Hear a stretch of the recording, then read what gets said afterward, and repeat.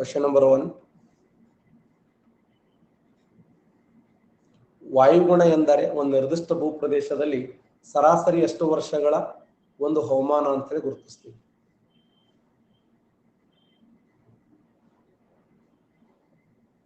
ಎಷ್ಟು ವರ್ಷದದು?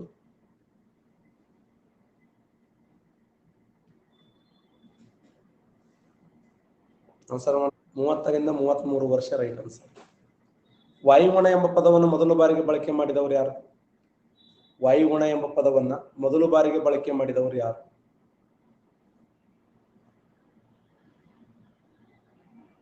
ವಾಯುಗುಣ ಎಂಬ ಪದವನ್ನ ಮೊದಲ ಬಾರಿಗೆ ಬಳಕೆ ಮಾಡಿದವರು ಯಾರು?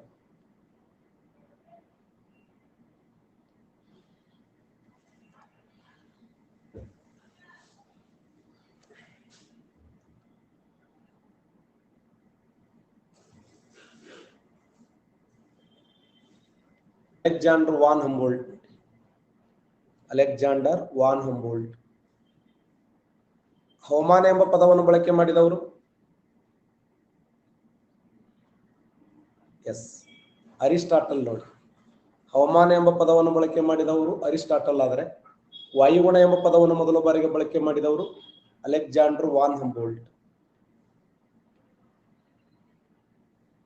ಕರ್ನಾಟಕ ಈ ಕೆಳಗಿನ ಯಾವ ವಾಯುಗುಣವನ್ನು ಹೊಂದಿದೆ? ಮೆಡಿಟೇರಿಯನ್ ವಾಯುಗುಣ ಹೊಂದಿದೆ, ಟೈಗಾ ವಾಯುಗುಣ ಹೊಂದಿದೆ. ಎಸ್, ಉಷ್ಣವಲಯದ ಮಾನ್ಸೂನ್ ವಾಯುಗುಣ ಹೊಂದಿದೆ. ನೋಡಿ, ಕರ್ನಾಟಕ ರಾಜ್ಯ ಎಂಥ ವಾಯುಗುಣವನ್ನು ಹೊಂದಿದೆ ಅಂತಂದ್ರ ಉಷ್ಣವಲಯದ ಮಾನ್ಸೂನ್ ವಾಯುಗುಣ ಹೊಂದಿದೆ. ನಮ್ಮ ರಾಜ್ಯ ಯಾವ ತರದ ವಾಯುಗುಣ ಹೊಂದಿದೆ ಅಂದ್ರೆ ಇದೇ ತರದ ವಾಯುಗುಣ ಹೊಂದಿದೆ. ಹವಾಮಾನ ಎಂಬ ಪದವನ್ನು ಮೊದಲ ಬಾರಿಗೆ ಬಳಸಿದವರು ಅರಿಸ್ಟಾಟಲ್. ವಾಯುಗುಣದ ಬಗ್ಗೆ ಅಧ್ಯಯನ ಮಾಡುವ ಶಾಸ್ತ್ರವನ್ನ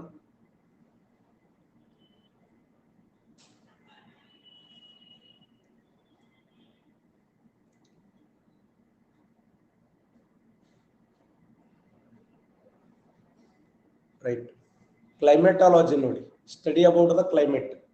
ವಾಯುಗುಣವನ್ನು ಕುರಿತು ಅಧ್ಯಯನ ಮಾಡುವ ಶಾಸ್ತ್ರವನ್ನ ಕ್ಲೈಮೇಟಾಲಜಿ. ಹವಾಮಾನವನ್ನು ಕುರಿತು ಅಧ್ಯಯನ ಮಾಡುವ ಶಾಸ್ತ್ರವನ್ನ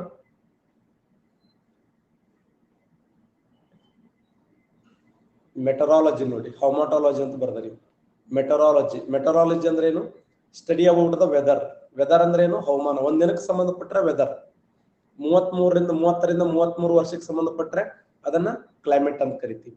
ಹವಾಮಾನ, ವಾಯುಗುಣ. ಹವಾಮಾನ ಒಂದಿನಕ್ಕೆ ಸಂಬಂಧಪಟ್ಟರೆ 30ರಿಂದ 33 ವರ್ಷಕ್ಕೆ ಸಂಬಂಧಪಟ್ಟಿದ್ದ ಯಾವ್ದಂದ್ರೆ ವಾಯುಗುಣ ಅಂತೇಳಿ ಗುರುತಿಸ್ತೀವಿ. ಭಾರತದ ಹವಾಮಾನ ಸಂಶೋಧನಾ ಕೇಂದ್ರ ಎಲ್ಲಿದೆ?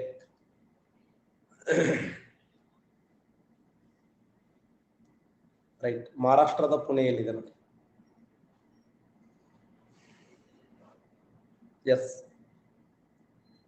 ಮೋಹಿನಿ ಬೆಟ್ಟಗಳು ಮತ್ತು ಕಾಲಭೈರೇಶ್ವರ ಬೆಟ್ಟಗಳು ಕಂಡು ಬರ್ತಾವೆ. ಮೋಹಿನಿ ಬೆಟ್ಟ ಮತ್ತು ಕಾಲಭೈರೇಶ್ವರಿ ಬೆಟ್ಟಗಳು.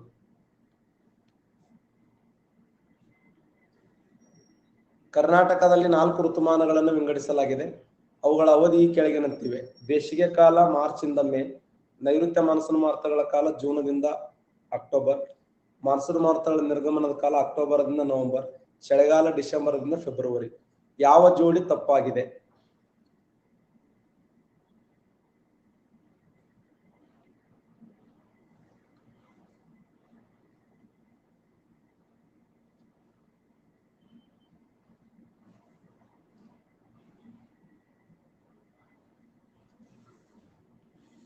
ಟೂ ರಾಂಗ್ ಇದೆ. ನೋಡಿ, ಇದು ಮಾರ್ಚ್ ಇಂದ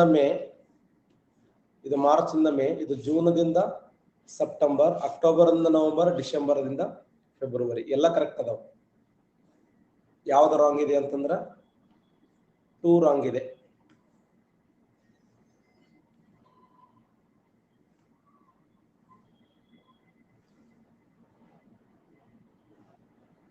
ನೆಕ್ಸ್ಟ್, ಸೂರ್ಯನ ಕಿರಣಗಳು ಯಾವ ದಿನಾಂಕದಂದು ಸಮಭಾಜಕ ವೃತ್ತದ ಮೇಲೆ ನೇರವಾಗಿ ಬೀಳುತ್ತವೆ?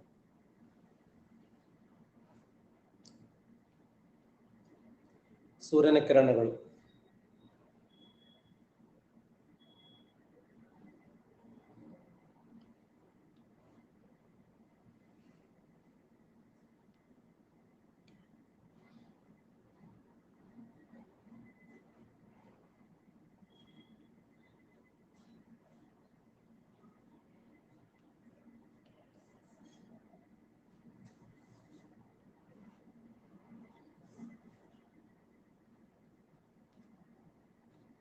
ಜೂನ್ 21 ಸೆಪ್ಟೆಂಬರ್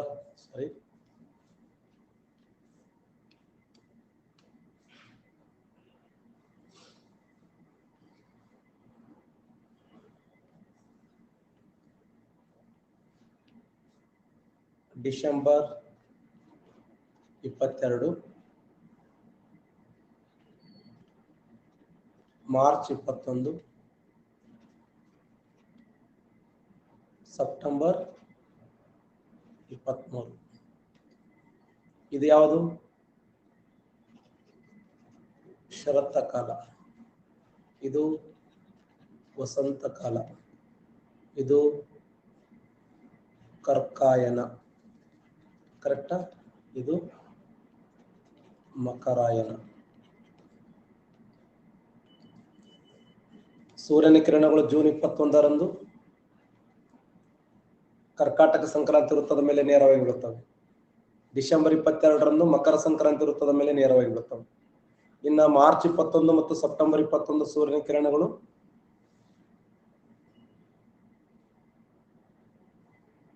ಸಂಭಾಜಕ ವೃತ್ತದ ಮೇಲೆ ನೇರವಾಗಿ ಬೀಳುತ್ತವೆ. ಇವೆರಡಕ್ಕೆ ಏನಂತ ಕರೀತಾರೆ ಅಂದ್ರೆ ವಿಷಮ ವಸ್ತುಲ ರೇಖೆ ಅಂತ ಕರಿತೀವಿ. ಎರಡನ್ನ ವಿಷಮ ವಸ್ತುಲ ರೇಖೆ. ಭೂಮಿಯ ಮೇಲೆ ಸಮಹಗಲು ಸಮರಾತ್ರಿ ಇರುವ 2 ದಿನಗಳು ಯಾವ ಅಂತ ಕೇಳೋಣ. ಒಂದು ಸೆಪ್ಟೆಂಬರ್ 23 ಮತ್ತೆ ಮಾರ್ಚ್ 21. ಭೂಮಿಯ ಮೇಲೆ ಸಮಹಗಲು ಸಮರಾತ್ರಿ ಇರುವ 2 ದಿನಗಳು ITCZ ಅಂತ ಕರಿತೀವಿ. Inter tropical convergence zone. ಇದಾದಲ್ಲ, ಇದನ್ನು ಕರ್ಕಾಯನ ಅಂತ ಕರೆದ್ರೆ ಇದನ್ನ ಮಕರಾಯನ ಅಂತೇಳಿ ಗುರುತಿಸ್ತೀವಿ. ಮಕರಾಯನ, ಕರ್ಕಾಯನ. ಸಿಂಪಲ್ ನೆನ್ಪಿಡಿ, ಇದು ಡೈಗ್ರಾಮ್ಗಿಂತಲೂ ಸಿಂಪಲ್ ನೆನ್ಪಿಡೋದು ಏನಂತಂದ್ರೆ ಜೂನ್ 21ರಂದು ಉತ್ತರಾರ್ಧಗೋಳದಲ್ಲಿ ಸೂರ್ಯನ ಕಿರಣಗಳು ನೇರವಾಗಿ ಬೀಳುತ್ತವೆ. ಉತ್ತರಾರ್ಧಗೋಳದಲ್ಲಿ ದೀರ್ಘ ಹಗಲು, ದಕ್ಷಿಣಾರ್ಧಗೋಳದಲ್ಲಿ ಚಿಕ್ಕ ದಿನ. ಉತ್ತರಾರ್ಧಗೋಳದಲ್ಲಿ ದೊಡ್ಡ ದಿನ ಇದ್ರೆ ದಕ್ಷಿಣಾರ್ಧಗೋಳದಲ್ಲಿ ಚಿಕ್ಕ ದಿನ. ಒಂದು ವೇಳೆ ದಕ್ಷಿಣಾರ್ಧಗೋಳದಲ್ಲಿ ದೊಡ್ಡ ದಿನ ಇದ್ರೆ ಉತ್ತರಾರ್ಧಗೋಳದಲ್ಲಿ ಚಿಕ್ಕ ದಿನ. ಹೌದಲ್ಲ?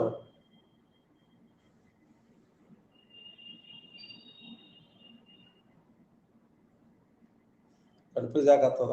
ಈ ಡೈಗ್ರಾಮ್ ನೆನ್ಪಿಡು. ಜೂನ್ 21ರಂದು ಕರ್ಕಾಯನ, ಡಿಸೆಂಬರ್ 22ರಂದು ಮಕರಾಯನ. ಇವೆರಡು ಸೇಮ್ ಇವು.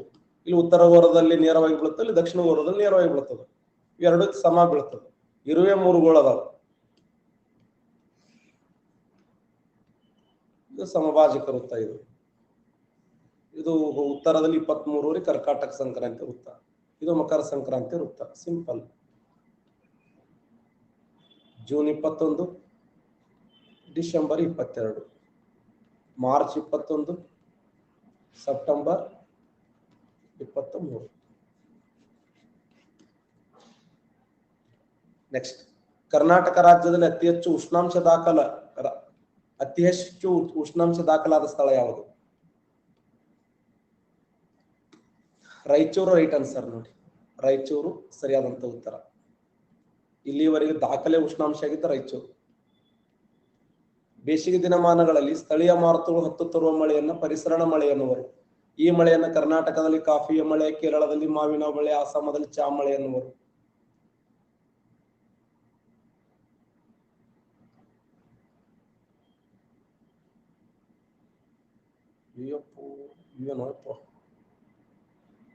ABCD ಆಪ್ಷನ್ಸ್ ಈ ತರ ಆಪ್ಷನ್ಸ್ ಅದ ನೋಡಿ. ಯಾವ್ದಾರ ಹಾಕಿರುತ್ತೆ ಸುಡುಗಾಡ.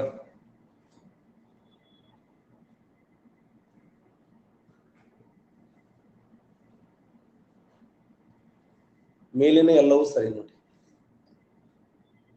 ಮೇಲಿನ ಎಲ್ಲವೂ ಸರಿ. ಕರ್ನಾಟಕದಲ್ಲಿ ಕಾಫಿಯ ಮಳೆ, ಕೇರಳದಲ್ಲಿ ಮಾವಿನ ಹೂ ಮಳೆ ಕೊಯ್ಲು, ಅಸ್ಸಾಮದಲ್ಲಿ ಚಹಾದ ಮಳೆ, ರಾಜಸ್ಥಾನದಲ್ಲೂ, ಪಂಜಾಬದಲ್ಲಿ ಹಾರ್ವೆಸ್ಟ್, ಉತ್ತರ ಪ್ರದೇಶದಲ್ಲಿ ಕಾಲ ಬೈಸಾಖಿ ಎನ್ನುವರು. ಇವುಗಳಲ್ಲಿ ಯಾವುದು ಸರಿಯಾಗಿದೆ? 2 ಮತ್ತು 3 ಮಾತ್ರ ಸರಿಯಾಗಿದೆ. ಉತ್ತರ ಪ್ರದೇಶದಲ್ಲಿ ಆಂಡಿಸ್ ಅಂತ ಕರೀತಾರೆ. ಆಂಡಿಸ್ ಅಂದ್ರೆ ಏನು? ಕಣ್ಣು ಗುರುಳುತನ ಅಂತ ಅರ್ಥ. ಕಣಿವೆನ ಮಾಡ್ತಾವ. ಕಣಿವೆನ ಒಂದು ಚೋಟೆ ಮೇಲಂ ಕಣ್ಣ ಹಾಕತ್ತ. ಚೋಟೆ ಮೇಲಂ ಕಣ್ಣ ಹಾಕೊಂಡು ಕಣ್ಣು ಕ್ಲಿಯರ್ ಆಗ್ತವ. ಕೆಲವರು ನಿಂಬೆ ಹಣ್ಣು ಹಾಕೊಂಡೆ, ಖಾರ ಹಾಕೊಂಡಾಗ ಕಣ್ಣು ಸತ್ಯನಾಶ ಆಗುತ್ತೆ. ಅದಕ್ಕ ರಾಜಸ್ಥಾನದಲ್ಲಿ ಲೂ ಎನ್ನುವರು, ಪಂಜಾಬದಲ್ಲಿ ಹಾರ್ವೆಸ್ಟ್ ಅನ್ನೋನು, ಉತ್ತರ ಪ್ರದೇಶದಲ್ಲಿ ಆಂಡಿಸ್ ಎನ್ನುವರು, ಪಶ್ಚಿಮ ಬಂಗಾಳದಲ್ಲಿ ಕಾಲ ಬೈಸಾಖಿ ಎನ್ನುವರು. ಪಶ್ಚಿಮ ಬಂಗಾಳದಲ್ಲಿ ಮಾತ್ರ ಕಾಲ ಬೈಸಾಖಿ.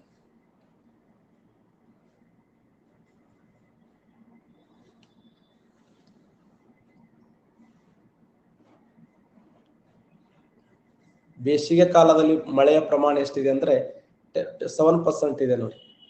ನಮ್ಮ ಕರ್ನಾಟಕ ರಾಜ್ಯ ಬೇಸಿಗೆಯಲ್ಲಿ 7% ಮಳೆ ಪಡಿತದೆ. ಮುಂಗಾರು ಮಳೆ 18%, ಹಿಂಗಾರು ಮಳೆ 12%, ಚಳಿಗಾಲ 1%, ಟೋಟಲ್ 100%. ಮೌಸಿಮ್ ಎಂಬ ಪದ ಯಾವ ಭಾಷೆಯಿಂದ ಬಂದಿದೆ? ಅರಬಿಕ್ ಭಾಷೆಯ ಮೌಸಿಮ್ ಎಂಬ ಪದದಿಂದ ಬಂದಿದೆ. ಮೌಸಿಮ್ ಅಂದ್ರೆ ಏನು? ನಿಯತಕಾಲಿಕ ಅಥವಾ ಋತುಮಾನ ಎಂದರ್ಥ. ಕರ್ನಾಟಕ ರಾಜ್ಯವನ್ನು ಪ್ರಾಕೃತಿಕವಾಗಿ ಎಷ್ಟು ಭಾಗಗಳನ್ನಾಗಿ ವಿಂಗಡಿಸ್ತೀವಿ? ಕರ್ನಾಟಕ ರಾಜ್ಯವನ್ನ ಪ್ರಾಕೃತಿಕವಾಗಿ ಪ್ರಧಾನವಾಗಿ ಎಷ್ಟು ಭಾಗಗಳನ್ನಾಗಿ ವಿಂಗಡಿಸ್ತೀವಿ ಅಂತಂದ್ರೆ 3 ಭಾಗಗಳನ್ನಾಗಿ ವಿಂಗಡಿಸ್ತೀವಿ. 3 ಭಾಗ ಯಾವುದು?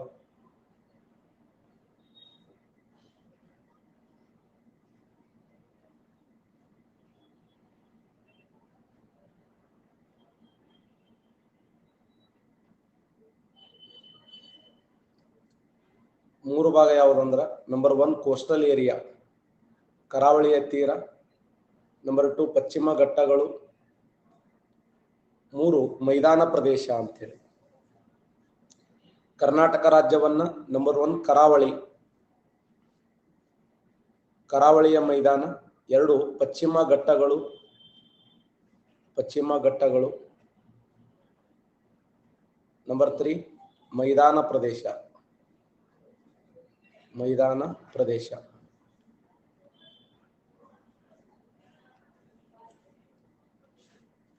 ಕರಾವಳಿಯ ಭಾಗ, ಪಶ್ಚಿಮ ಘಟ್ಟ, ಮೈದಾನ ಪ್ರದೇಶ ಅಂತೇಳಿ 3 ಭಾಗಗಳನ್ನಾಗಿ ವಿಂಗಡಿಸ್ತೀವಿ.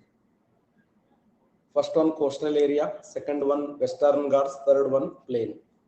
ನಮ್ಮ ರಾಜ್ಯವನ್ನ ಕರ್ನಾಟಕ ರಾಜ್ಯವನ್ನ ಪ್ರಾಕೃತಿಕವಾಗಿ 3 ಭಾಗಗಳನ್ನಾಗಿ ವಿಂಗಡಿಸ್ತೀವಿ. ಉತ್ತರ ಮೈದಾನವನ್ನ ಮತ್ತೆ 2 ಭಾಗ ವಿಂಗಡಿಸ್ತೀವಿ. ಉತ್ತರದ ಮೈದಾನ ಮತ್ತೆ ದಕ್ಷಿಣದ ಮೈದಾನ ಅಂತ ಹೇಳಿ ನೋಡಿ. ಕರಾವಳಿಯ ಭಾಗ 1, 2 ಪಶ್ಚಿಮ ಘಟ್ಟ, 3 ಮೈದಾನ ಪ್ರದೇಶ. ಕರಾವಳಿ, ಪಶ್ಚಿಮ ಘಟ್ಟ, ಮೈದಾನ. ಓಕೆ. ನಮ್ಮ ರಾಜ್ಯದ ಕರಾವಳಿಯ ಉದ್ದ ಎಷ್ಟಿದೆ ಅಂತಂದ್ರೆ ಟೋಟಲ್ 320 ಕಿಲೋಮೀಟರ್ ಉದ್ದ ಇದೆ ನೋಡಿ. ಕರ್ನಾಟಕ ರಾಜ್ಯದ ಕರಾವಳಿಯ ಕೋಸ್ಟಲ್ ಏರಿಯಾದ ಉದ್ದ ಎಷ್ಟಿದೆ ಅಂದ್ರೆ 320 ಕಿಲೋಮೀಟರ್ ಉದ್ದವಾಗಿದೆ. ಸಮುದ್ರ ಮಟ್ಟದಿಂದ ಹೈಟ್ ಎಷ್ಟಿದೆ ಅಂದ್ರೆ 200 ಮೀಟರ್ ಎತ್ತರವಾಗಿದೆ. ಸುಮಾರು 12 ರಿಂದ 64 ಕಿಲೋಮೀಟರ್ ಅಗಲವಾಗಿದೆ. 320 ಕಿಲೋಮೀಟರ್ ಉದ್ದವಾಗಿದೆ, 200 ಮೀಟರ್ ಎತ್ತರವಾಗಿದೆ. 12 ರಿಂದ 64 ಕಿಲೋಮೀಟರ್ ಅಗಲವಾಗಿರುವಂತ ಕರ್ನಾಟಕದ ಕೋಸ್ಟಲ್ ಏರಿಯಾವನ್ನ, ಕರಾವಳಿಯ ತೀರವನ್ನ ಕೆನರಾ ಕರಾವಳಿ ಅಂತ ಕರಿತೀವಿ. ಕೆನರಾ ಕರಾವಳಿ ಅಂದ್ರೆ ಒಂದೇ, ನಮ್ಮ ರಾಜ್ಯದ ಕರಾವಳಿಯನ್ನ ಮ್ಯಾಕ್ರಲ್ ಕರಾವಳಿ ಅಂದ್ರೆ ಒಂದೇ. ಯಾಕಂದ್ರೆ ನಮ್ಮ ಕರಾವಳಿಯಲ್ಲಿ ಉತ್ಪಾದನೆ ಮಾಡುವ ಮೀನಿನ ತಳಿ ಯಾವತ್ತಂದ್ರ ಮ್ಯಾಕ್ರಲ್ ತಳಿಯ ಮೀನನ್ನು ಉತ್ಪಾದನೆ ಮಾಡ್ಲಾಗ್ತದೆ. ಅದಕ್ಕೆ ನಮ್ಮ ರಾಜ್ಯದ ಕರಾವಳಿಯನ್ನ ಯಾವ ಕರಾವಳಿ ಅಂತ ಕರೀತಾರಂದ್ರ ಮ್ಯಾಕ್ರಲ್ ಕರಾವಳಿ. ಮ್ಯಾಕ್ರಲ್ ಅಂದ್ರೆ ಒಂದೇ, ಬಾಂಗಡಾ ಅಂದ್ರೆ ಒಂದೇ. ಮ್ಯಾಕ್ರಲ್ ಮೀನಿಗಿರುವ ಇನ್ನೊಂದು ಹೆಸರೇ ಬಾಂಗಡಾ ಮೀನು, ಬಾಂಗಡಾ ಮೀನು ಅಂತ ಕರಿತೀವಿ. ಮ್ಯಾಕ್ರಲ್ ಕರಾವಳಿ ಅಥವಾ ಕೆನರಾ ಕರಾವಳಿ 12 ರಿಂದ 64 ಕಿಲೋಮೀಟರ್ ಅಗಲವಾಗಿದೆ, 200 ಮೀಟರ್ ಎತ್ತರವಾಗಿದೆ. 320 ಕಿಲೋಮೀಟರ್ ಏನಾಗಿದೆ ಅಂದ್ರೆ ಉದ್ದವಾಗಿದೆ. 320 ಕಿಲೋಮೀಟರ್ ಉದ್ದ, 12 ರಿಂದ 64 ಕಿಲೋಮೀಟರ್ ಅಗಲ, 200 ಮೀಟರ್ ಎತ್ತರವಾಗಿರುವಂತ ರಾಜ್ಯದ ಕರಾವಳಿ ಸುಮಾರು ಎಷ್ಟು ಜಿಲ್ಲೆಗಳಲ್ಲಿ ಹಂಚಿಕೆಯಾಗಿದೆ? ಕರ್ನಾಟಕದ ಕರಾವಳಿ 3 ಜಿಲ್ಲೆಗಳಲ್ಲಿ ಹಂಚಿಕೆಯಾಗಿದೆ. 3 ಜಿಲ್ಲೆಗಳು. ನಮ್ಮ ರಾಜ್ಯದ ಕರಾವಳಿ ಇದೆಯಲ್ಲ, ಇದು 3 ಜಿಲ್ಲೆಗಳಲ್ಲಿ ಹಂಚಿಕೆಯಾಗಿದೆ. ಉತ್ತರ ಕನ್ನಡ, ಉತ್ತರ ಕನ್ನಡ. ನೆಕ್ಸ್ಟ್ 1 ದಕ್ಷಿಣ ಕನ್ನಡ, ದಕ್ಷಿಣ ಕನ್ನಡ. ಥರ್ಡ್ 1 ಉಡುಪಿ. ಅನುಕ್ರಮವಾಗಿ ಬರೆದುಬಿಡೋಣ. ಉತ್ತರ ಕನ್ನಡ, ಉಡುಪಿ, ದಕ್ಷಿಣ ಕನ್ನಡ. ಉತ್ತರ ಕನ್ನಡ, ಉಡುಪಿ, ದಕ್ಷಿಣ ಕನ್ನಡ. ನಮ್ಮ ರಾಜ್ಯದ ಕರಾವಳಿ ಎಷ್ಟು ಜಿಲ್ಲೆಗಳಲ್ಲಿ ಹಂಚಿಕೆಯಾಗಿದೆ ಅಂತಂದ್ರೆ 3 ಜಿಲ್ಲೆಗಳಲ್ಲಿ ಹಂಚಿಕೆಯಾಗಿದ್ದು ಉತ್ತರ ಕನ್ನಡ, ಉಡುಪಿ, ದಕ್ಷಿಣ ಕನ್ನಡ. ಭಾರತದ ಕರಾವಳಿ ಎಷ್ಟು ರಾಜ್ಯಗಳಲ್ಲಿ ಹಂಚಿಕೆಯಾಗಿದೆ? 6 ರಾಜ್ಯಗಳು, 8 ರಾಜ್ಯಗಳು, 9 ರಾಜ್ಯಗಳು, 16 ರಾಜ್ಯಗಳು. ಭಾರತದ ಕರಾವಳಿ ಎಷ್ಟು ರಾಜ್ಯಗಳಲ್ಲಿ ಹಂಚಿಕೆಯಾಗಿದೆ? ಎಷ್ಟು ರಾಜ್ಯಗಳಲ್ಲಿ ಹಂಚಿಕೆಯಾಗಿದೆ?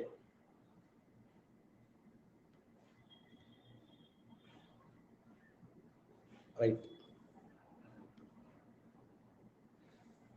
ಸಾರಿ, 9 ರಾಜ್ಯಗಳಲ್ಲಿ ಹಂಚಿಕೆಯಾಗಿದೆ. 9 ರಾಜ್ಯಗಳು. ಭಾರತ ದೇಶದ ಕರಾವಳಿಯ ತೀರ ಎಷ್ಟು ರಾಜ್ಯಗಳಲ್ಲಿ ಹಂಚಿಕೆಯಾಗಿದೆ ಅಂದ್ರೆ ಒಟ್ಟು 9 ರಾಜ್ಯಗಳಲ್ಲಿ ಹಂಚಿಕೆಯಾಗಿದೆ. ಆ 9 ರಾಜ್ಯಗಳು ಯಾವಂದ್ರೆ ನಂಬರ್ 1 ಗುಜರಾತ್, ಮಹಾರಾಷ್ಟ್ರ, ಗೋವಾ, ಕರ್ನಾಟಕ, ಕೇರಳ, ತಮಿಳುನಾಡು, ಆಂಧ್ರ ಪ್ರದೇಶ್,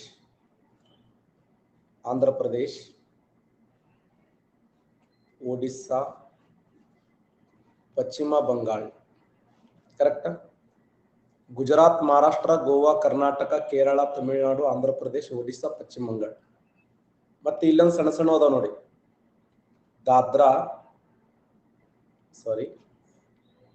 ದೀವ್, ದಮನ್, ದಾದ್ರಾ, ನಗರ್ ಹವೇಲಿ. ಹೆಂಗ್ ಕೇಳೇನ್ ಕ್ವಶನ್ ಗೊತ್ತಾ?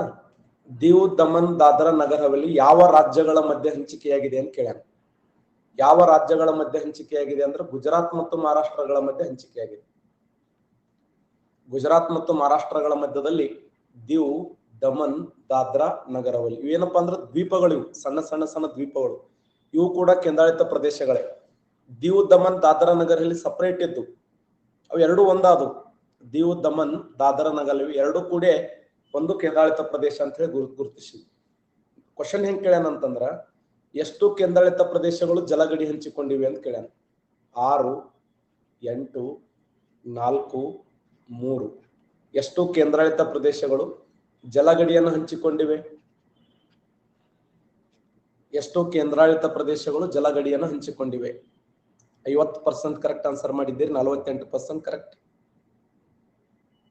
46% ರೈಟ್.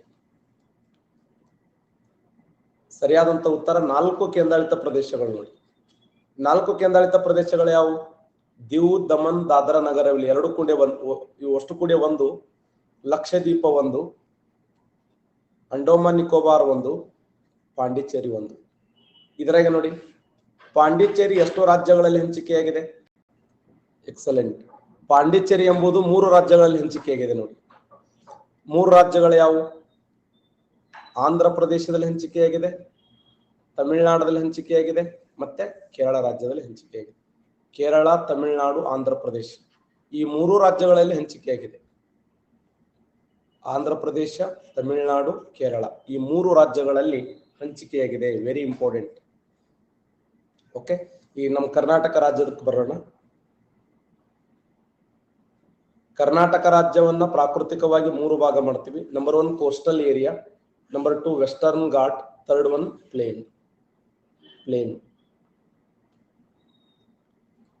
ನಮ್ದು ಉತ್ತರ ಮೈದಾನ ಆಗಲಿ ದಕ್ಷಿಣ ಮೈದಾನ ಆಗಲಿ ಯಾವ ಮೈದಾನ ಅಂತ ಒಂದ್ಸರಿ ಕ್ವಶನ್ ಆಗಿದೆ. ನಮ್ದು ಉತ್ತರದ ಮೈದಾನ, ಕರ್ನಾಟಕ ರಾಜ್ಯದ ಉತ್ತರ ಮೈದಾನ ಆಗಿರಬಹುದು, ದಕ್ಷಿಣ ಮೈದಾನ ಆಗಿರಬಹುದು. ಎಂತ ಮೈದಾನ ಅಂತಂದ್ರ ನದಿ ಸಂಚಯನ ಮೈದಾನ. ನೋಡಿ, ನದಿ ಸಂಚಯನ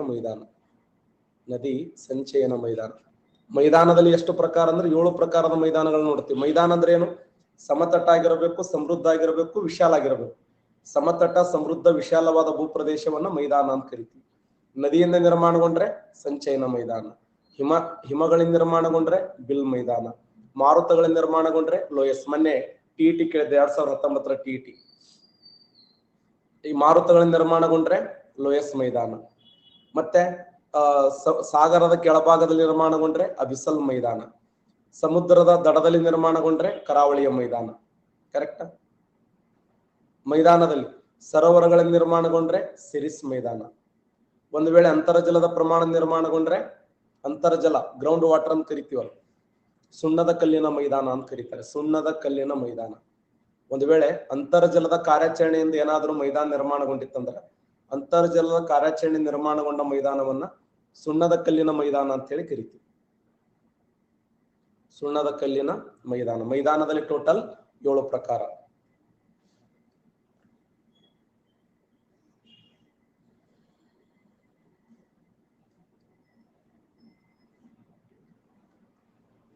ನೋಡಿ, ಮೈದಾನ ಕರ್ನಾಟಕ ರಾಜ್ಯದ ಕರಾವಳಿ ಟೋಟಲ್ ಎಷ್ಟು ಉದ್ದ ಇದೆ ಅಂತಂದ್ರೆ ಇದು 320 ಕಿಲೋಮೀಟರ್ ಉದ್ದವಾಗಿದ್ದು ಎಷ್ಟು ಜಿಲ್ಲೆಗಳಲ್ಲಿ ಹಂಚಿಕೆಯಾಗಿದೆ?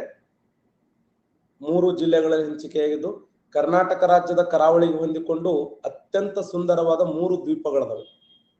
3 ದ್ವೀಪಗಳು. ಒಂದು ಅಂಜು ಅನ್ನುವಂಥ ದ್ವೀಪ ಇದೆ, ಅಂಜು. ನೇತ್ರಾಣಿ ಎಂಬ ದ್ವೀಪ ಇದೆ, ನೇತ್ರಾಣಿ. ಮತ್ತೆ Saint Mary's, Saint Mary's. Mary's ಹೇಳಿ. ದ್ವೀಪ ಅಂದ್ರೆ ಏನು? ಸುತ್ತಲೂ ನೀರು, ಮಧ್ಯದಲ್ಲಿ ಭೂಮಿ. ಕರೆಕ್ಟಾ? ಮಧ್ಯ ಏನಿರ್ಬೇಕು? ಅಪಾರ ಪ್ರಮಾಣದಲ್ಲಿ ಭೂಮಿ ಇರಬೇಕು. ಭೂಮಿ ಸುತ್ತಲೂ ಏನಿರ್ತದೆ? ನೀರು ಇರ್ತದೆ. ಸುತ್ತಲೂ ಅಪಾರ ಪ್ರಮಾಣದಲ್ಲಿ ನೀರು ಇರ್ತದೆ, ಮಧ್ಯದಲ್ಲಿ ಭೂಮಿ ಇತ್ತಂದ್ರೆ ಅದಕ್ಕೆ ಏನಂತ ಕರಿತೀವಿ? ದ್ವೀಪ ಅಂತ ಕರಿತೀವಿ. ಪ್ರಪಂಚದ ಅತಿ ದೊಡ್ಡ ನದಿ ದ್ವೀಪ ಅಂತಂದ್ರೆ ಮಜುಲಿ. ಜಗತ್ತಿನ ಅತ್ಯಂತ ದೊಡ್ಡದಾಗಿರುವಂತ ನದಿ ದ್ವೀಪ ಅಂದ್ರೆ ಮಜುಲಿ, ಅಸ್ಸಾಂ ರಾಜ್ಯದಲ್ಲಿದೆ. ಕರೆಕ್ಟಾ? ಹಾಗಾದ್ರೆ ಪ್ರಪಂಚದ ಅತಿ ದೊಡ್ಡ ಸಾಗರಿಕ ದ್ವೀಪ ಅಂದ್ರ? ಎಕ್ಸಲೆಂಟ್, ಗ್ರೀನ್ಲ್ಯಾಂಡ್ ದ್ವೀಪ. ನೋಡಿ, ಜಗತ್ತಿನ ಅತ್ಯಂತ ದೊಡ್ಡದಾಗಿರುವಂತ ಸಾಗರಿಕ ದ್ವೀಪ ಅಂದ್ರ ಗ್ರೀನ್ಲ್ಯಾಂಡ್. ಗ್ರೀನ್ಲ್ಯಾಂಡ್ ಎಂಬುದು ಸಾಗರಿಕ ದ್ವೀಪವಾಗಿದೆ. ಹಾಗಾದ್ರೆ ನಮ್ಮ ಭಾರತ ಕರ್ನಾಟಕ ರಾಜ್ಯದಲ್ಲಿ ಅಂಜು ಅನ್ನುವಂಥ ದ್ವೀಪ ಇದೆ, ನೇತ್ರಾಣಿ ಇದೆ, ಸೇಂಟ್ ಮೇರಿಸ್ ಇದೆ. Anju near Karwar, Karwar. Netrani near Murudeshwar, Murudeshwar. Saint Mary's near Malpe. Malpe ಯಾವ ಜಿಲ್ಲೆಯಲ್ಲಿದೆ?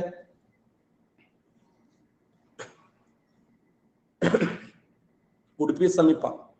ಸೇಂಟ್ ಮೇರಿಸ್ ಎಂಬುದು ಮಲ್ಪೆ ಸಮೀಪ, ನೇತ್ರಾಣಿ ಎಂಬುದು ಮುರುಡೇಶ್ವರ ಸಮೀಪ, ಅಂಜು ಎಂಬುದು ಕಾರವಾರ ಸಮೀಪ. ಈ 3 ದ್ವೀಪಗಳಲ್ಲಿ ಅತಿ ಸುಂದರವಾದ ದ್ವೀಪ ಯಾವುದು? ಯಾವ ದ್ವೀಪ ಅತ್ಯಂತ ಸುಂದರವಾಗಿದೆ? ಎಕ್ಸಲೆಂಟ್. ಅತ್ಯಂತ ಸುಂದರವಾಗಿರುವಂತ ದ್ವೀಪ ಅಂದ್ರೆ ಅಂಜು. ನೋಡಿ, ಅಂಜು ಇದೆಯಲ್ಲ, ಅತ್ಯಂತ ಸುಂದರವಾಗಿರುವಂತ ದ್ವೀಪ, ಸುಂದರವಾದ ದ್ವೀಪ.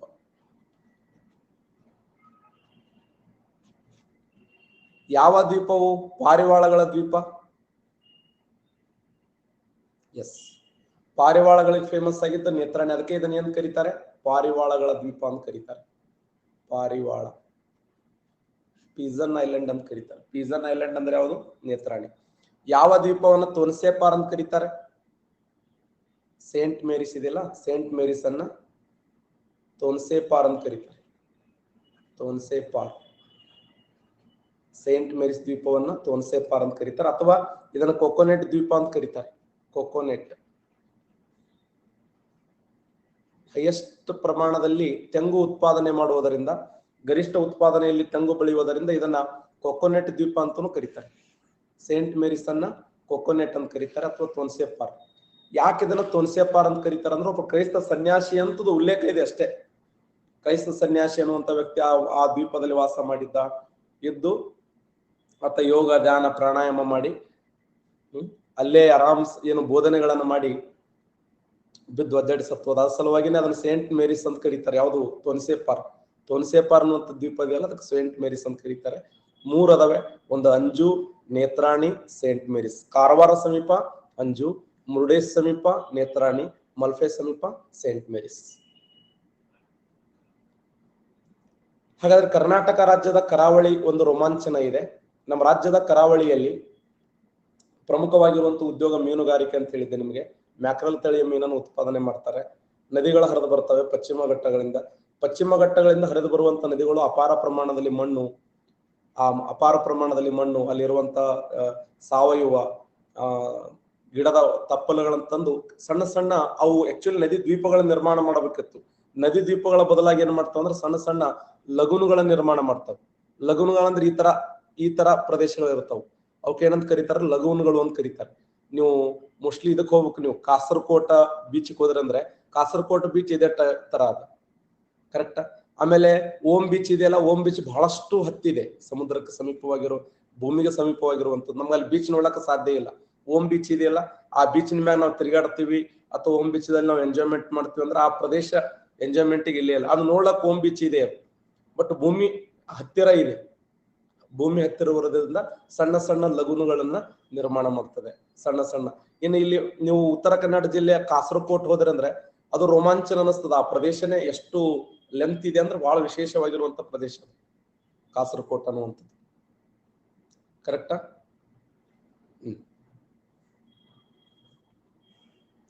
ಹಾಗಾದ್ರೆ ಇಲ್ಲಿ ಅತ್ಯಂತ ಸುಂದರವಾಗಿರುವಂತ ಬಂದರಗಳದಾವೆ. ಕಾರವಾರ ಬಂದರ ಇದೆ, ಕಾರವಾರ ಬಂದರ ಇದೆ ಫೇಮಸ್. ಹೊನ್ನಾವರ ಬಂದರ ಇದೆ, ಹೊನ್ನಾವರ ಇದೆ. ಮತ್ತೆ ಭಟ್ಕಳ ಬಂದರ ಇದೆ, ಭಟ್ಕಳ ಇದೆ. ಮತ್ತೆ ಬೇಲಿಕೇರಿ ಅನ್ನುವಂಥ ಬಂದರ ಇದೆ. ಮತ್ತೆ ನವಮಂಗಳೂರು ಇದೆ, ನವಮಂಗಳೂರು ನೋಡಿ. ಕಾರವಾರ, ಹೊನ್ನಾವರ, ಭಟ್ಕಳ, ಬೇಲಿಕೇರಿ, ಹೊನ್ನಾವರ. ಇವುಗಳಲ್ಲಿ ಅತ್ಯಂತ ಆಳವಾದ ಬಂದರ ಯಾವುದು? ಇವುಗಳಲ್ಲಿ ಅತ್ಯಂತ ಆಳವಾದ ಬಂದರ ಯಾವುದು? ಅತ್ಯಂತ ಆಳವಾಗಿರುವಂತ ಬಂದರ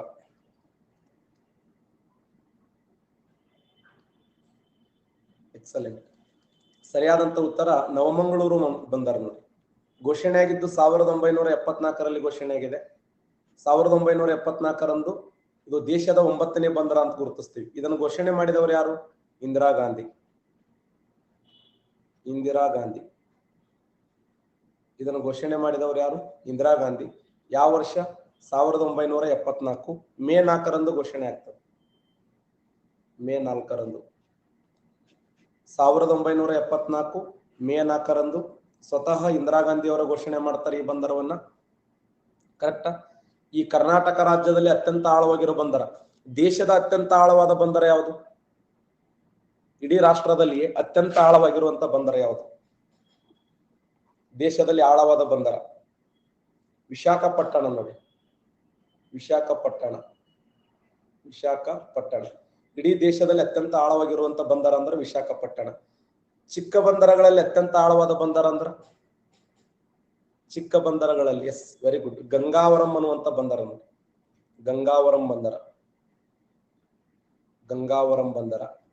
ಗಂಗಾವರಂ ಬಂದರ ಆಗಿರಬಹುದು, ವಿಶಾಖಪಟ್ಟಣ ಆಗಿರಬಹುದು, ಎಲ್ಲ ಎಲ್ಲದ ಅಂದ್ರೆ ಆಂಧ್ರ ಪ್ರದೇಶದಲ್ಲಿ ಕಂಡು ಬರ್ತವೆ. AP ಆಂಧ್ರ ಪ್ರದೇಶದಲ್ಲಿ. ವಿಶಾಖಪಟ್ಟಣ ಬಂದರು ಆಂಧ್ರದಲ್ಲಿದೆ, ಗಂಗಾವರಂ ಬಂದರು ಆಂಧ್ರದಲ್ಲಿದೆ. ಕರೆಕ್ಟಾ? ಕರ್ನಾಟಕ ರಾಜ್ಯದ ಅತ್ಯಂತ ಆಳವಾಗಿರುವ ಬಂದರ ಅಂತಂದ್ರೆ ನವಮಂಗಳೂರು ಬಂದರ.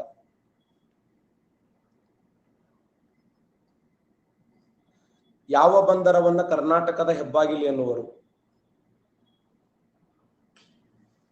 ಯಾವ ಬಂದರವನ್ನ ಕರ್ನಾಟಕದ ಹೆಬ್ಬಾಗಿಲು ಎಂದು ಕರೆಯುತ್ತೇವೆ? ಸರಿಯಾದಂತ ಉತ್ತರ ನವಮಂಗಳೂರು ಬಂದರ ನೋಡಿ. ನವಮಂಗಳೂರು ಬಂದರ ಘೋಷಣೆ ಆಗಿದ್ದು 1974 ಅಂತ ಹೇಳಿದೆ ನಿಮಗೆ. ಇದನ್ನು ಕರ್ನಾಟಕದ ಹೆಬ್ಬಾಗಿಲು ಅಂತ ಕರೀತಾರೆ. ನವಮಂಗಳೂರು ಬಂದರ ಇದೆಯಲ್ಲ, ನವಮಂಗಳೂರು ಕರ್ನಾಟಕದ ಹೆಬ್ಬಾಗಿಲು.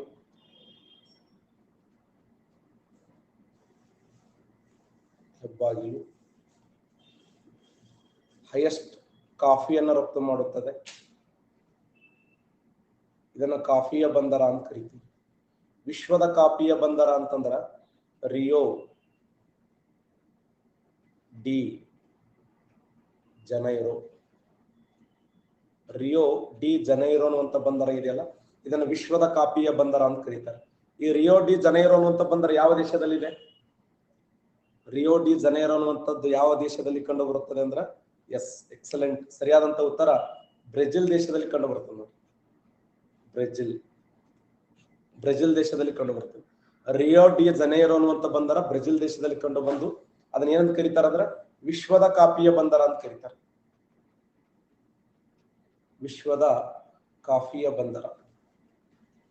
ಜಗತ್ತಿನ ಕಾಫಿಯ ಬಂದರ ಅಂದ್ರ ರಿಯೋ ಡಿ ಜನೈರೋ. ಹಾಗಾದ್ರೆ ಭಾರತದ ಕಾಫಿಯ ಬಂದರ ಅಂತಂದ್ರ ನವಮಂಗಳೂರು ಬಂದರವನ್ನ ಭಾರತ ಅಥವಾ ಕರ್ನಾಟಕದ ಕಾಫಿಯ ಬಂದರ ಅಂತ ಹೇಳಿ ಕರಿತೀವಿ. ಮತ್ತೆ ನವಮಂಗಳೂರು ಬಂದರದ ಮೂಲಕ ಮತ್ತೇನ್ ರಫ್ತು ಮಾಡ್ಲಾಗ್ತದ ಅಂದ್ರ ಗ್ರಾನೈಟ್ ಶಿಲೆಗಳನ್ನು ರಫ್ತು ಮಾಡ್ಲಾಗ್ತದೆ. ಗ್ರಾನೈಟ್ ಶಿಲೆಗಳು, ಗ್ರಾನೈಟ್ ರಾಕ್ಸ್, ಗ್ರಾನೈಟ್ ಶಿಲೆಗಳನ್ನ ಅತಿ ಹೆಚ್ಚಿನ ಪ್ರಮಾಣದಲ್ಲಿ ಗ್ರಾನೈಟ್ ಶಿಲೆಗಳನ್ನ ರಫ್ತು ಮಾಡಲಾಗುತ್ತದೆ. ಯಾವ ಬಂದರದ ಮೂಲಕ ಅತಿ ಹೆಚ್ಚಿನ ಪ್ರಮಾಣದಲ್ಲಿ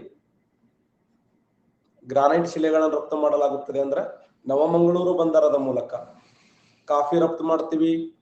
ಆಮೇಲೆ ಈ ಸಂಸ್ಕರಿಸಿದ ಮೀನು ಅಂತ ಕರೀತಾರೆ. ಸಂಸ್ಕರಿಸಿದ ಮೀನು ಅಂದ್ರೆ ಏನು? ವಿಶಿಷ್ಟವಾಗಿರುವಂತ ಮೀನುಗಳನ್ನ ಏನ್ ಮಾಡ್ತಾರೆ? ಒಣಗಿಸ್ತಾರೆ.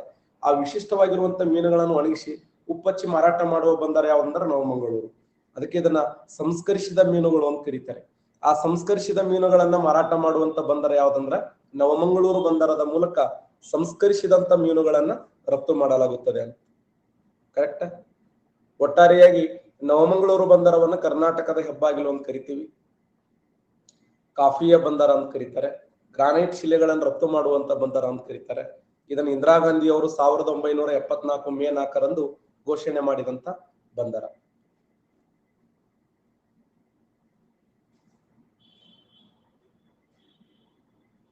Next A, B, C, D, E. Srikrishna ದೇವರಾಯನ ಕಾಲದಲ್ಲಿ ಘೋಷಣೆಯಾದ ಬಂದರ ಯಾವುದು? ಶ್ರೀಕೃಷ್ಣ ದೇವರಾಯನ ಕಾಲದಲ್ಲಿ ಘೋಷಣೆಯಾಗಿರುವಂತ ಬಂದರ ಯಾವುದು?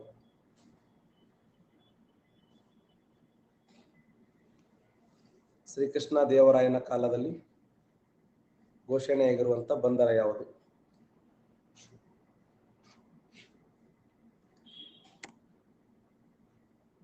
ಕ್ವಶನ್ ಹಿಂಗೆ ಕೇಳೋಣ.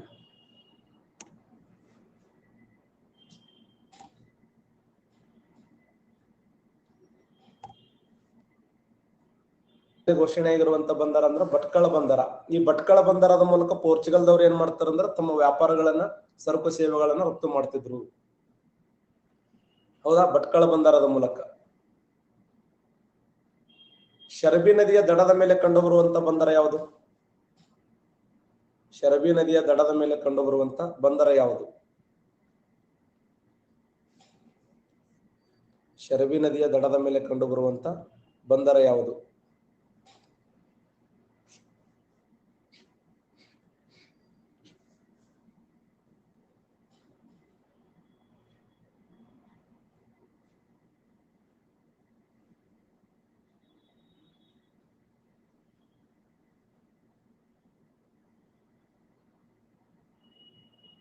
ನೋಡಿ, ಭಟ್ಕಳ ಬಂದರ ಇದೆಯಲ್ಲ, ಇದು ಶರಬಿ ನದಿಯ ದಡದ ಮೇಲೆ ಕಂಡು ಬಂದಿದೆ. ಕರೆಕ್ಟಾ? ಇದು FDA ಕ್ವಶನ್. ಶರಬಿ ನದಿಯ ದಡದ ಮೇಲೆ. ಕಾರವಾರ ಬಂದರ ಇದೆಯಲ್ಲ, ಇದು ಕಾಳಿ ನದಿಯ ದಡದ ಮೇಲೆ ಇದೆ. ಹೊನ್ನಾವರ ಬಂದರ ಇದೆಯಲ್ಲ, ಇದು ಶರಾವತಿ ನದಿಯ ದಡದ ಮೇಲೆ ಇದೆ. ಶರಾವತಿ ನದಿಯ ದಡದ ಮೇಲೆ. ಕಾರವಾರ ಬಂದರ ಕಾಳಿ ನದಿ, ಹೊನ್ನಾವರ ಬಂದರ ಶರಾವತಿ ನದಿ. ಭಟ್ಕಳ ಬಂದರ ಇದೆಯಲ್ಲ, ಈ ಭಟ್ಕಳ ಬಂದರ ಯಾವ ನದಿಯ ದಡದ ಮೇಲೆ ಕಂಡು ಬರುತ್ತದೆ ಅಂದ್ರೆ ಶರಬಿ ನದಿಯ ದಡದ ಮೇಲೆ ಕಂಡು ಬರುತ್ತದೆ. ಶರಬಿ.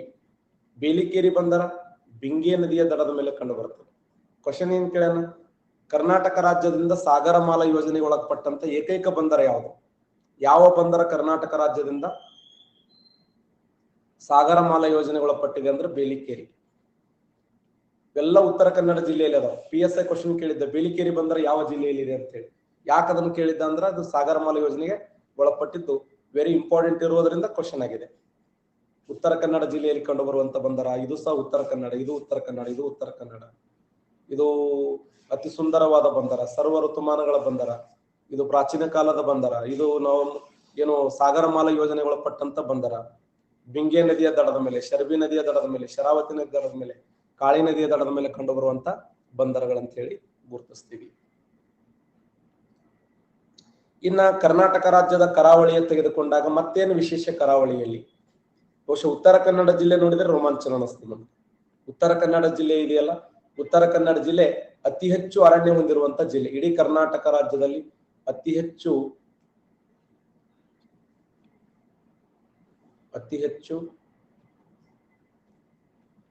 ಅರಣ್ಯ ಹೊಂದಿರುವಂತ ಜಿಲ್ಲೆ ಹೊಂದಿದೆ. ಹೈಯೆಸ್ಟ್ ಅರಣ್ಯ ಹೊಂದಿದ್ದ ಉತ್ತರ ಕನ್ನಡ, ಕಡಿಮೆ ಅರಣ್ಯ ಹೊಂದಿದ್ದು ವಿಜಯಪುರ. ವಿಜಯಪುರ ಇದೆಯಲ್ಲ, ಇದು ಅತ್ಯಂತ ಕಡಿಮೆ ಅರಣ್ಯ ಹೊಂದಿರುವಂತ ಜಿಲ್ಲೆ ಅಂತ ಗುರುತಿಸ್ತೀವಿ. ಅತ್ಯಂತ ಹೆಚ್ಚು ಅರಣ್ಯ ಹೊಂದಿರುವ ಜಿಲ್ಲೆ ಅಂತಂದ್ರ ಅದು ಏನು ಉತ್ತರ ಕನ್ನಡ. ಅತ್ಯಂತ ಕಡಿಮೆ ಅರಣ್ಯ ಹೊಂದಿರುವಂತ ಜಿಲ್ಲೆ ಅಂದ್ರ ವಿಜಯಪುರ. ಸರಾಸರಿಯಲ್ಲಿ ಹೈಯೆಸ್ಟ್ ಅರಣ್ಯ ಹೊಂದಿದ್ದ ಯಾವುದು? ಸರಾಸರಿಯಲ್ಲಿ ಗರಿಷ್ಠ ಅರಣ್ಯ ಹೊಂದಿರುವಂತ ಜಿಲ್ಲೆ. ಸರಾಸರಿಯಲ್ಲಿ ಅತಿ ಹೆಚ್ಚು ಅರಣ್ಯ ಹೊಂದಿದ್ದು ಉಡುಪಿ. ಕರೆಕ್ಟಾ? ಸರಾಸರಿಯಲ್ಲಿ ಅತಿ ಹೆಚ್ಚು ಅರಣ್ಯ ಹೊಂದಿದ್ದು ಉಡುಪಿ ಆದ್ರೆ ಬರೇ ಭೂ ವಿಸ್ತೀರ್ಣದಲ್ಲಿ ಹೈಯೆಸ್ಟ್ ಅರಣ್ಯ ಹೊಂದಿದ್ದು ಯಾವ್ದಂದ್ರ ಉತ್ತರ ಕನ್ನಡ. ಅತ್ಯಂತ ಕಡಿಮೆ ಅರಣ್ಯ ಯಾವುದಂದ್ರೆ ವಿಜಯಪುರ. ಉತ್ತರ ಕನ್ನಡದ್ದು 77% ಅರಣ್ಯ ಇದೆ, ವಿಜಾಪುರದ 0.7% ಅರಣ್ಯ ಇದೆ. ಅದಕ್ಕೆ ಆಕ್ಸಿಜನ್ ಪ್ರಮಾಣ ಕಡಿಮೆ ಇದೆ. ಬಿಜಾಪುರದಲ್ಲಿ ಆಕ್ಸಿಜನ್ ಪ್ರಮಾಣ ಕಡಿಮೆ ಇದೆ ಅಂತ ಹೇಳಿ ಈ ತರ ಜೀವಂತ ಗಿಡಗಳನ್ನು ಮುಂದಿಟ್ಟು ಕುಂದಿರ್ತೀವಿ ನಾವು. ಯಾಕಂದ್ರ ಇದರಿಂದ ನಮ್ಮ ಆಕ್ಸಿಜನ್ ಬರ್ಲಪ್ಪ ಅಂತ ಹೇಳಿ ಇದ್ರಷ್ಟು ಆಕ್ಸಿಜನ್ ತೊಗೊಂಡು ಸುಮ್ ಕುಂದಿರ್ತೀವಿ. ಇವೆಲ್ಲ ಜೀವಂತ ಗಿಡಗಳೇ ಇವು. ಇದು ನೋಡಿ, ಇದು ನೋಡಿ. ಅರಣ್ಯ ಹೊಂದಿರುವಂತ ಜಿಲ್ಲೆ ಕೆಲವರು 8 ಗಂಟೆ 9 ಗಂಟೆ ಹೇಳ್ತಾರೆ. ಅರಣ್ಯ ಹೊಂದಿರುವಂತ ಜಿಲ್ಲೆ ಉತ್ತರ ಕನ್ನಡ ಆದ್ರೆ ಕಡಿಮೆ ಅರಣ್ಯ ಹೊಂದಿರುವಂತ ಜಿಲ್ಲೆ ಯಾವ್ದಂದ್ರ ವಿಜಯಪುರ. ಇನ್ನು ಉತ್ತರ ಕನ್ನಡ ಜಿಲ್ಲೆ ವಿಶೇಷ ಏನಂತಂದ್ರೆ ಉತ್ತರ ಕನ್ನಡ ಜಿಲ್ಲೆಯಲ್ಲಿ ಬರೋಬ್ಬರಿ 5 ಪ್ರಮುಖವಾಗಿರುವಂತ ಜಲಪಾತಗಳದಾವೆ. ಅದಕ್ಕೆ ಎಲ್ಲಿ ನೋಡಿದ್ರು ಫೇಮಸ್ ಜಲಪಾತಗಳೇ. ಉತ್ತರ ಕನ್ನಡ ಜಿಲ್ಲೆ ಎತ್ತ ನೋಡಿದ್ರತ್ತ ಜಲಪಾತಗಳ ಒಂದು ತಾಣವೇ ನೋಡ್ಬೋದು ನಾವು, ಹೌದಲ್ಲ? ಉತ್ತರ ಕನ್ನಡ ಜಿಲ್ಲೆಯಲ್ಲಿ ರೋಮಾಂಚನವಾಗಿರುವಂತ ಜಲಪಾತಗಳ ಸುರಮಳೆ ನೋಡ್ತೀವಿ.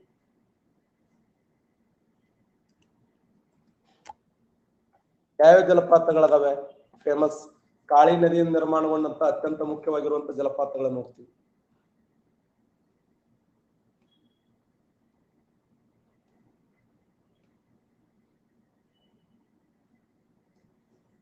ಈ ಅಸಹ್ಯ ಮಾಡಬಾರದು ಸರಿ, ಅಸಹ್ಯ ಮಾಡ್ತಾರ. ಇದು ನೋಡಿ, ಉತ್ತರ ಕನ್ನಡ ಟೋಟಲ್ ಇದೆ ಅನ್ನೋದ ಉತ್ತರ ಕನ್ನಡ ಜಿಲ್ಲೆನೇ ಇದು.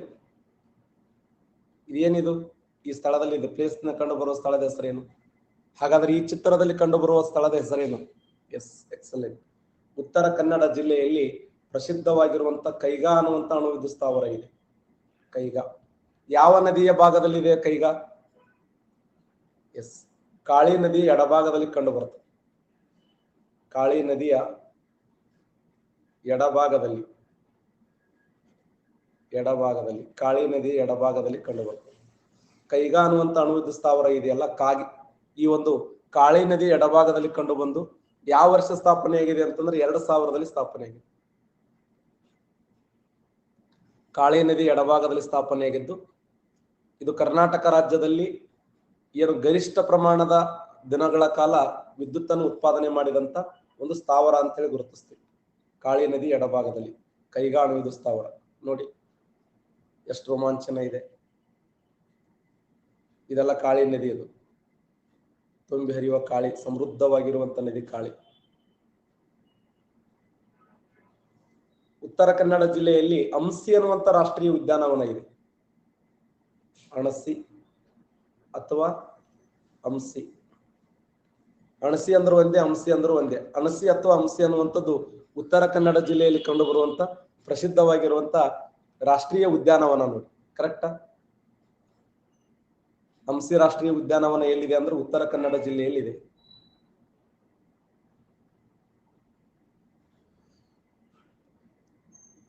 ಯಾರು ಸಾಕು ದೂರ ಹಿಡಿ ಅನ್ನೋರು ರಾತ್ರಿ ಅವನೇ ಬಡ್ಕೋಣ. ಅಂಸಿ ರಾಷ್ಟ್ರೀಯ ಉದ್ಯಾನವನ ಇದೆಯಲ್ಲ, ಈ ಅಂಸಿ ರಾಷ್ಟ್ರೀಯ ಉದ್ಯಾನವನ ಅಂದ್ರು ಒಂದೇ, ಅಣಸಿ ರಾಷ್ಟ್ರೀಯ ಉದ್ಯಾನವನ ಅಂದ್ರು ಒಂದೇ. ಈ ಅಂಸಿ ರಾಷ್ಟ್ರೀಯ ಉದ್ಯಾನವನ ಎಷ್ಟು ವಿಸ್ತೀರ್ಣ ಇದೆ ಯಾರು ಹೇಳ್ತಾರೆ?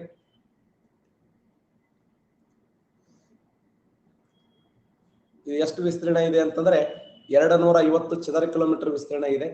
ಘೋಷಣೆ ಆಗಿದ್ದು 1987. ಇದು ಯಾವ್ದಕ್ಕೆ ಫೇಮಸ್ ಆಗಿದೆ ಅಂದ್ರೆ ಕರಿಚಿರತೆಗಳಿಗೆ ಫೇಮಸ್ ಆಗಿದೆ. ಕರಿಚಿರತೆ, ಬ್ಲಾಂಕ್ ಫ್ಯಾಂಥರ್ಸ್ ಅಂತ ಕರೀತಾರೆ. ಬ್ಲಾಂಕ್ ಫ್ಯಾಂಥರ್ಸ್ ಅಂದ್ರೆ ಏನು? ಕರಿಚಿರತೆಗಳಿಗೆ ಫೇಮಸ್ ಆಗಿರುವಂತ ರಾಷ್ಟ್ರೀಯ ಉದ್ಯಾನವನ ಉತ್ತರ ಕನ್ನಡ ಜಿಲ್ಲೆ. ಅಂಸಿ ಅಂದ್ರು ಒಂದೇ, ಅಣಸಿ ಅಂದ್ರು ಒಂದೇ. ಅಂಸಿ ಅನ್ಸಿ ಹಿಂಗೆ ಕೊಟ್ಟಿರ್ತಾನೆ, ಎಲ್ಲ ಒಂದೇ. ಆಮೇಲೆ ಇದೇ ಜಿಲ್ಲೆಯಲ್ಲಿ ಒಂದು ಫೇಮಸ್ ಆಗಿರುವಂತ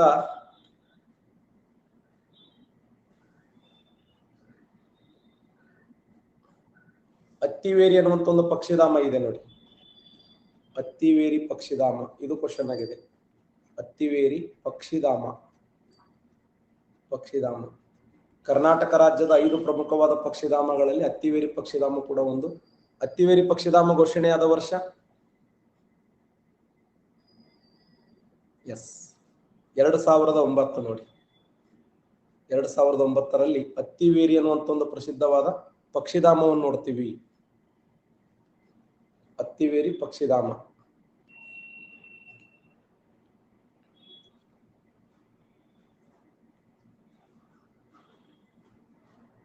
ಜಲಪಾತಗಳು ಹೇಳಿದೆ ನಿಮ್ಗೆ, 5 ಜಲಪಾತಗಳು ಅಂತ ಹೇಳಿದೆ. 5 ಯಾವುದು? ಒಂದು Sathod falls, Lalguli falls, Munchalli falls, Magod falls. Sathod falls, Lalguli, Unchalli, Magod. ಇನ್ನೊಂದು Shivaganga falls. Sathod Kali, Lalguli Kali, Unchalli Aghanashini, Magod Bedti, Shivaganga Sonda. Shivaganga falls by Sonda, Magod Bedti, Unchalli Aghanashini, Lalguli Kali, Sathod Kali. Famous ಆಗಿರುವಂತ 5 ಜಲಪಾತಗಳನ್ನ ನೋಡ್ತೀವಿ. ಉತ್ತರ ಕನ್ನಡ ಜಿಲ್ಲೆಯಲ್ಲಿ 5 ಪ್ರಮುಖವಾದಂತ ಜಲಪಾತಗಳು. ಒಂದೊಂದು ಜಲಪಾತಗಳು ಒಂದು ಫೇಮಸ್ ಅದಾವೆ ನೋಡಿ, ಎಷ್ಟು ರೋಮಾಂಚನ ಜಲಪಾತಗಳು. ಇಲ್ಲೇ ನೋಡಿ ಖುಷಿ ಪಡ್ರಿ. ಆಮೇಲೆ ಉತ್ತರ ಕನ್ನಡ ಜಿಲ್ಲೆಯಲ್ಲಿ ಒಂದು ಪ್ರಸಿದ್ಧವಾದಂತ ಆಣೆಕಟ್ಟಿದೆ ನೋಡಿ, ಫೇಮಸ್ ಆಗಿರುವಂತ ಆಣೆಕಟ್ಟು ನೋಡಿ ಹೆಂಗಿದೆ.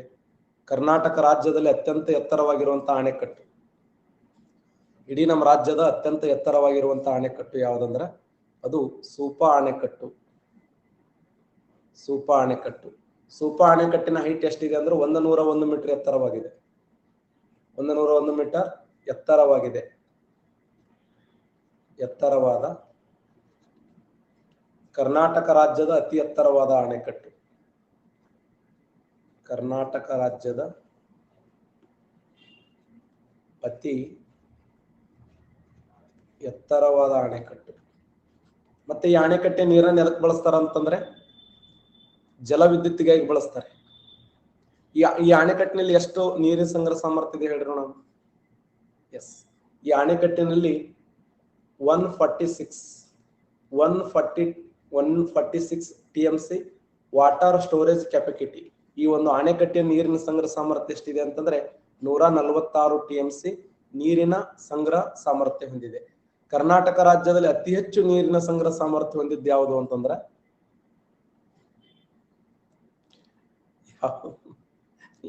ಲಿಂಗನಮಕ್ಕಿ ಇದೆಯಲ್ಲ, ಇದು ಹೈಯೆಸ್ಟ್ ಸ್ಟೋರೇಜ್ ಕೆಪಾಸಿಟಿ ಹೊಂದಿರುವಂತ ಇಡೀ ನಮ್ಮ ಕರ್ನಾಟಕ ರಾಜ್ಯದಲ್ಲಿ ಅತ್ಯಂತ ಹೆಚ್ಚು ನೀರಿನ ಸಂಗ್ರಹ ಸಾಮರ್ಥ್ಯ ಹೊಂದಿದ್ದು ಲಿಂಗನಮಕ್ಕಿ ಬಿಟ್ರೆ ಹೈಯೆಸ್ಟ್ ಎರಡನೇದು ಯಾವುದು ಅಂತಂದ್ರೆ ಇದು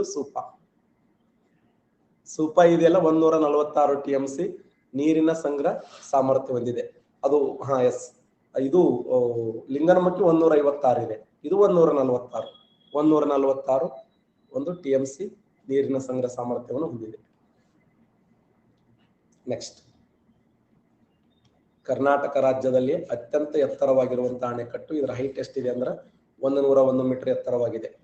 ಇನ್ನ ಸೂಪಾ ಅಣೆಕಟ್ಟಿನ ಇನ್ನೊಂದು ವೈಶಿಷ್ಟ್ಯ ಏನು ಅಂತಂದ್ರ, ಸೂಪಾ ಅಣೆಕಟ್ಟು ಇದು ಸಂಪೂರ್ಣವಾಗಿ ಕಪ್ಪು ಕಲ್ಲುಗಳಿಂದ ಕಟ್ಟಿರ್ತಕ್ಕಂಥ ಅಣೆಕಟ್ಟು, ಸಂಪೂರ್ಣವಾಗಿ ಕಪ್ಪು ಶಿಲೆಗಳಿಂದ. ಆದ್ರೆ ಇತ್ತೀಚೆಗೆ ಏನ್ ಮಾಡಿದ್ದಾರೆ ಅಂದ್ರೆ ಸಿಮೆಂಟ್ ಅನ್ನು ಕೂಡ ಬಳಕೆ ಮಾಡಿಕೊಂಡಿದ್ದಾರೆ. ಮೇಲಿನ ಭಾಗ ಇದೆ ಅಲ್ಲಿ ಸ್ವಲ್ಪ ಬಿಳಿ ಕಲ್ಲುಗಳನ್ನು ಯೂಸ್ ಮಾಡಿದ್ದಾರೆ. ಆದ್ರೆ ಹೈಯೆಸ್ಟ್ ಇದು 99% ಕಪ್ಪು ಕಲ್ಲುಗಳಿಂದ ಕಟ್ಟಿದಂತ ಅಣೆಕಟ್ಟು. ಇದು 2 ಉದ್ದೇಶಕ್ಕಾಗಿ ಬಳಕೆ ಮಾಡ್ತಾರೆ. 2 ಉದ್ದೇಶ. ಒಂದು, ಸಮೃದ್ಧವಾದ ಮೀನುಗಾರಿಕೆ, ಹೈಯೆಸ್ಟ್ ಮೀನುಗಾರಿಕೆ ಮಾಡ್ತಾರೆ. ಕರ್ನಾಟಕ ರಾಜ್ಯದಲ್ಲಿ ಮೀನುಗಾರಿಕೆಗೆ ಪ್ರಸಿದ್ಧಿಯಾದ ಅಣೆಕಟ್ಟು ಯಾವುದು? S, very good. ಕರ್ನಾಟಕ ರಾಜ್ಯದಲ್ಲಿ ಮೀನುಗಾರಿಕೆ ಪ್ರಸಿದ್ಧಿಯಾದ ಅಣೆಕಟ್ಟು ಯಾವುದಂದ್ರ ಲಿಂಗನಮಕ್ಕಿ ಅಣೆಕಟ್ಟು. ಹೈಯೆಸ್ಟ್ ಲಿಂಗನಮಕ್ಕಿ ಅಣೆಕಟ್ಟಿನಲ್ಲಿ ಮೀನುಗಾರಿಕೆಯನ್ನು ಮಾಡ್ತಾರೆ. ಮೀನುಗಾರಿಕೆ ಲಿಂಗನಮಕ್ಕಿಯನ್ನು ಬಿಟ್ರೆ ಹೈಯೆಸ್ಟ್ ಎರಡನೇದು ಯಾವುದು ಅಂತಂದ್ರ ಈ ಸೂಪಾ ಇದೆಯಲ್ಲ, ಅತಿ ಹೆಚ್ಚು ಮೀನುಗಾರಿಕೆ ಹೊಂದಿರುವಂತ 2ನೇ ಅಣೆಕಟ್ಟು.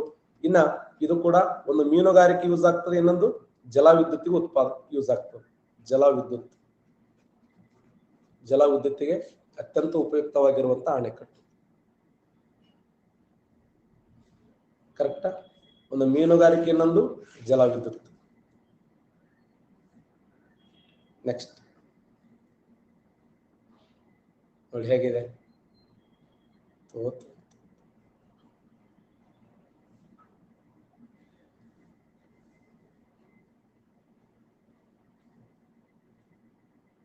ಆಗಲೇ ಹೇಳಿದ್ನಲ್ಲ, ನೇತ್ರಾಣಿ. ಉತ್ತರ ಕನ್ನಡದಲ್ಲಿ ಏನೋ ಕುಂಭ ಮೇಳಕತ್ತಾರ ನೋಡಿ. ಇದು ಯಾವ ಬೀಚ್ ಹೇಳ್ರಿ ನೋಡೋಣ, ಯಾರು ಜಾಣ್ರದ್ರಿ? ಈ ಚಿತ್ರದಲ್ಲಿ ಕಂಡುಬರುವ ಬೀಚಿನ ಹೆಸರೇನು? A, B, C, D. Malpe beach, Om beach, Murudeshwar beach, Kasarkod beach.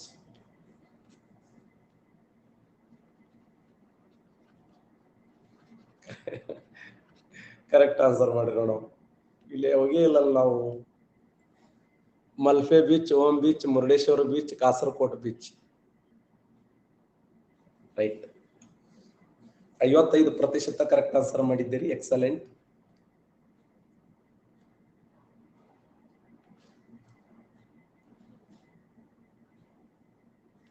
ಇದು ಓಮ್ ಬೀಚ್. ಇದು ಇದಲ್ಲ, ಇದು ಓಮ್ ಬೀಚ್. ಆಗಲೇ ಹೇಳಿದ್ದೆ ನಿಮ್ಗೆ, ಗೋಕರ್ಣ ಸಮೀಪ ಕಂಡು ಬರ್ತದೆ.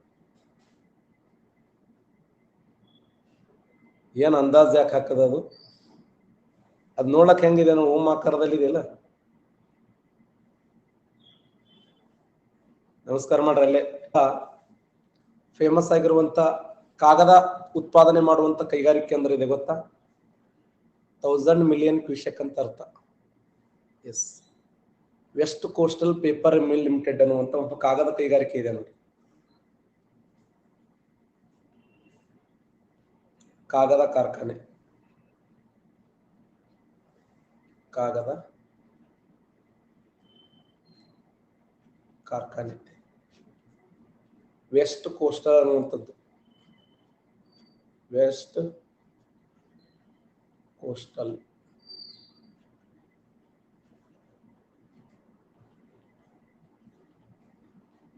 ಪೇಪರ್ ಮಿಲ್ ಲಿಮಿಟೆಡ್ ಅನ್ನುವಂಥದ್ದು ಕಾಗದ ಕಾರ್ಖಾನೆಯನ್ನು ನೋಡ್ತೀವಿ. ಉತ್ತರ ಕನ್ನಡ ಜಿಲ್ಲೆಯಲ್ಲಿ ಕಂಡುಬರುವಂತ ಪ್ರಸಿದ್ಧವಾದಂತ ಕಾಗದ ಕಾರ್ಖಾನೆಯಲ್ಲಿ ನೋಡಕ್ ಸಾಧ್ಯ ಇದೆ. ಇನ್ನು ಉತ್ತರ ಕನ್ನಡ ಜಿಲ್ಲೆಯಲ್ಲಿ ಪ್ರಸಿದ್ಧವಾದಂತ ಬನವಾಸಿ ಇದೆ. ಬನವಾಸಿ, ಬನವಾಸಿ ಯಾವ ನದಿಯ ದಡದ ಮೇಲೆ ಇದೆ? ಬನವಾಸಿ ಎಂಬುದು ವರದಾ ನದಿಯ ದಡದ ಮೇಲೆ, ಶರಾವತಿ ನದಿಯ ದಡದ ಮೇಲೆ, ಕಾಳಿ ನದಿಯ ದಡದ ಮೇಲೆ, ಕೃಷ್ಣಾ ನದಿಯ ದಡದ ಮೇಲೆ.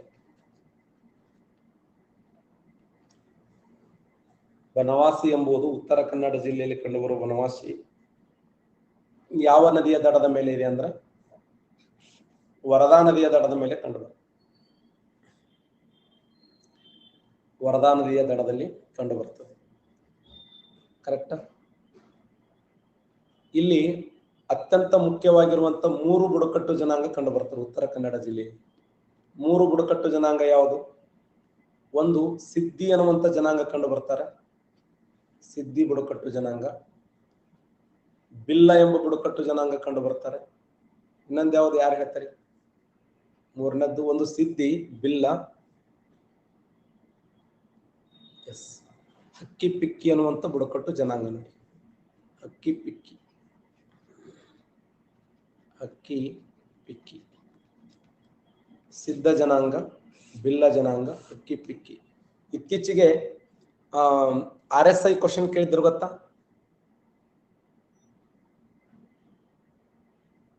ಯಾವ ಜನಾಂಗದ ಮೇಲೆ ಕೇಳಿದ್ದು? ಬಿಲ್ಲ ಜನಾಂಗದ ಮೇಲೆ ಕೇಳಿದ್ದು. ಕರ್ನಾಟಕ ರಾಜ್ಯದಲ್ಲಿ ಬಿಲ್ಲ ಜನಾಂಗ ಎಲ್ಲಿ ಕಂಡು ಬರುತ್ತಾರೆ ಅಂತಂದ್ರೆ ಉತ್ತರ ಕನ್ನಡ ಜಿಲ್ಲೆಯಲ್ಲಿ ಕಂಡು ಬರುವಂತ ಜನಾಂಗ ಬಿಲ್ಲ ಜನಾಂಗ. ಯಾಣ ತೋರಿಸ್ಲಿ?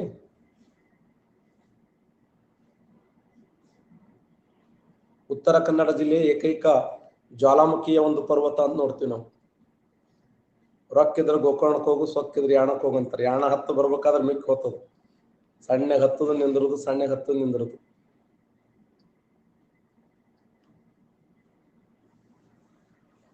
ಇದು ನೋಡಿ ಯಾಣ, ನೋಡಿ ಹೆಂಗಿದೆ ಯಾಣ.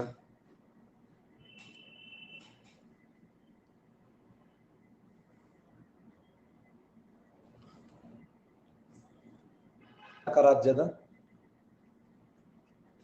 ಅತ್ಯಂತ ಸುಂದರವಾದ ಏಕೈಕ ಜ್ವಾಲಾಮುಖಿ ಶಿಖರ ಯಾವುದು ಅಂತಂದ್ರ ಅದು ವಿಶೇಷವಾಗಿ ಎಂತ ಜ್ವಾಲಾಮುಖಿ ಅಂದ್ರ ಸಂಪೂರ್ಣವಾಗಿ ನಂದಿದ ಜ್ವಾಲಾಮುಖಿ ಇದು ನಂದಿದ ಜ್ವಾಲಾಮುಖಿ ಶಿಖರ ಯಾಣ ಎಲ್ಲಿದೆ ಅಂದ್ರೆ ಉತ್ತರ ಕನ್ನಡ ಜಿಲ್ಲೆಯಲ್ಲಿ ಕಂಡುಬರುವಂತ ಪ್ರಸಿದ್ಧವಾದ ಸ್ಥಳ.